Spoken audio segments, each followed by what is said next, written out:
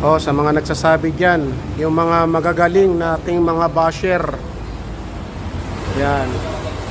Ito guys, meron akong video nito kung paano ko tinatanggal tong bearing ng rotor, ng alternator sa mga ganitong Toyota Innova, Fortuner. Yan. Sa mga nagsasabi na bakit hindi ko raw gamitan ng puller, baka raw wala akong puller. Yan, meron akong puller guys. Yan, sa mga basher natin, meron akong puller.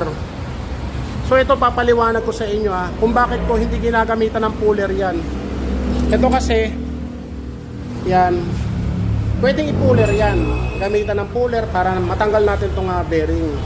So ito papaliwanag ko sa inyo sa mga hindi nakakaintindi, yung mga magagaling na basher natin dyan. Yan, pansinin nyo. Itong slip ring, meron siyang gatla na manipis. Kunin mo yan, panghiwa natin. Yung cutter. Yan. May bakal yan sa gitna. Ito. Yan. Tingnan nyo kung gaano kaliit yan. Yung bakal na nasa gitna na yan. Bali ito siya. Etikit mo, ipasok mo sa loob. Yan. May cup siya. Ang laki ng clearance, paikot rin. Yan, kabila. Yan, lumubog. Yan, ito guys, papaliwanag ko sa inyo kapag ginamitan natin ng puller, ito, sa pagtatanggal ng bearing, ang mangyayari dito, babaluktot. Yan, bumabaluktot yan. Kapag bumaluktot yan, wala na, hindi nyo na mapapakinabangan tong rotor na to. Talagang bibili na kayo. Sa mga nagdi-DIY dyan, kailangan guys, maghanap din kayo ng mga vlogger na yung tamang tinuturo. Yan, tingnan nyo guys, napaka nipis ng gitna.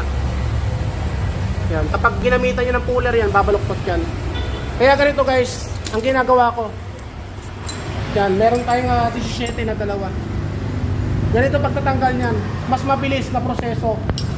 Yan, hindi nyo na kailangan ipadalhin sa machine shop, ipabunot sa machine shop. Ito lang, dalawang 17 lang. Yan, ipasok nyo lang dito sa ilalim ng bearing, magkabilaan. Yan, itukod nyo lang, tapos iangat nyo na. Yan, ganun lang kasimple guys. Tanggal ka agad, segundo lang, natanggal na natin.